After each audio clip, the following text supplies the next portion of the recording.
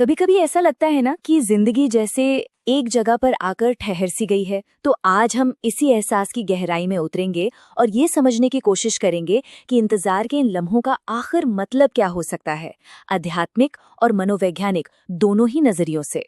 हम सब ने कभी न कभी ये महसूस किया है। ऐसा लगता है जैसे जिंदगी का प्ले बटन किसी ने पॉज कर दिया हो। हम कोशिश करते रहते हैं पर कुछ भी आगे नहीं बढ़ता। और ये बहुत आम बात है, ज्यादातर लोग इस दौर से गुजरते हैं। और यही वो दौर होता है जो अनिश्चितता से भरा लगता है। एक अजीब सी खामोशी छा जाती है जो कभी कभी बहुत तकलीफ देती है, और मन में बस एक ही सवाल घूमता रहता है कि आखिर मेरी बारी कब आएगी। तो चलिए सबसे पहले इसी इंतजार के दौर को एक अलग नजरिए से देखते हैं। क्या हो अगर ये कोई अंत नहीं बल्कि जिंदगी का एक बहुत जरूरी मौसम हो। सोचिए जरा, ये जो इंतजार है ये शायद जानबूझकर हो सकता है कि जब हमें लग रहा हो कि कुछ भी नहीं हो रहा है, असल में पर्दे के पीछे सबसे बड़ा और जरूरी काम चल रहा हो। लेकिन सवाल ये है कि हम कैसे जानें कि ये सिर्फ एक बुरा वक्त है या फिर किसी बड़ी चीज की तैयारी। अच्छा, इसके कुछ संकेत हो सकते हैं।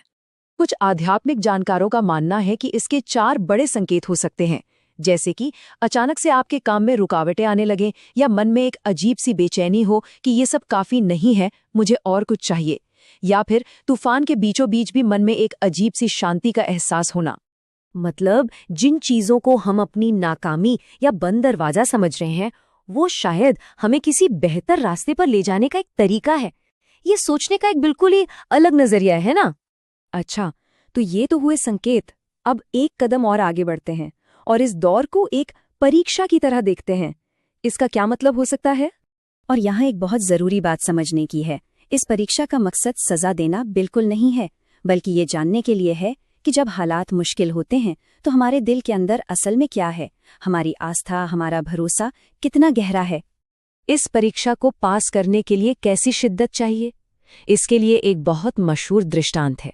सोचिए, एक डूबता हुआ इंसान हवा के लिए कैसे तड़पता है। कहा जाता है कि जब वैसी ही तड़प ईश्वर के लिए होगी तब वो मिल जाएंगे। तो देखिए, यहाँ 2 बिल्कुल अलग अलग चीजें हैं। एक है धैर्य, मतलब बस हाथ पर हाथ धरे इंतजार करना, और दूसरी तरफ है तड़प या व्याकुलता। ये एक बेचैनी है, एक सक्रिय और तीव्र इच्छा। ये इंतजार नहीं बल्कि एक खोज है। इसे समझने के लिए एक और कहानी है। एक पति बहुत भूखा है और उसकी पत्नी उसे घंटों इंतजार कराती है। अब आप सोचिए, हर गुजरते घंटे के साथ उसकी भूख कम होगी या बढ़ेगी? जाहिर है बढ़ेगी। कुछ गुरुओं का मानना है कि जीवन में देरी भी ठीक इसी तरह हमारी आध्यात्मिक भूख को, ईश्वर से मिलने की तड़प को और भी ज्यादा गहरा कर देती है। तो ये तो हो गई सब आध्यात्मिक बातें, पर क्या आज का मनोविज्ञान यानी साइकोलॉजी भी इस बारे में कुछ कहती है? चलिए देखते हैं। आपने कभी सोचा है कि कुछ लोग बड़ी से बड़ी मुश्किल में भी कैसे डटे रहते हैं?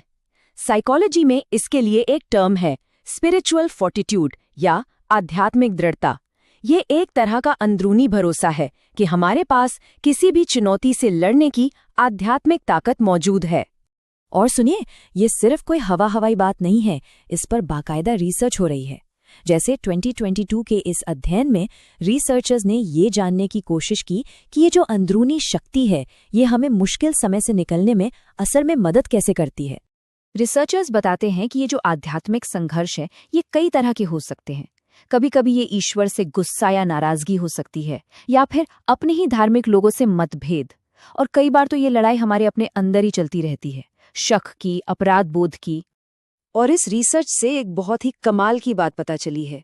पता चला है कि जिन लोगों में ये आध्यात्मिक दृढ़ता होती है ना, वे अपने विश्वास से जुड़ी चुनौतियों का कहीं बेहतर तरीके से सामना कर पाते हैं। ये उनके लिए एक तरह की ढाल बन जाती है। तो सवाल उठता है कि इन सारे संघर्षों का, इस इंतजार का आखिर मकसद क्या है? ये पूरी यात्रा हमें ले कहाँ जा रही है? एक खूबसूरत विचार ये है कि कृष्ण का प्रेम पाने की कीमत उसके लिए गहरी तड़प है। मतलब उस संघर्ष के दौरान जो वो तड़प, वो बेचैनी पैदा होती है ना, असल में वही मंजिल है, वही असली इनाम है। तो फिर इस सबका आखिर मतलब क्या निकला? शायद ये कि अंतिम लक्ष्य सिर्फ मरने के बाद स्वर्ग पाना नहीं है, बल्कि इसी जीवन में एक ऐसा इंसान बनना है जिसका चरित्र इस पूरी प्रक्रिया में निखर गया हो, जिसकी आस्था गहरी और अटूट हो गई हो। तो आखिर में बस एक सवाल जो सोचने पर मजबूर कर देता है, क्या हो अगर ये इंतजार कोई रुकावट न हो बल्कि खुद ही रास्ता हो, वो रास्ता जो हमें वो इंसान बनाता है जो हमें असल में बनना चाहिए। इस पर जरूर सोचिए।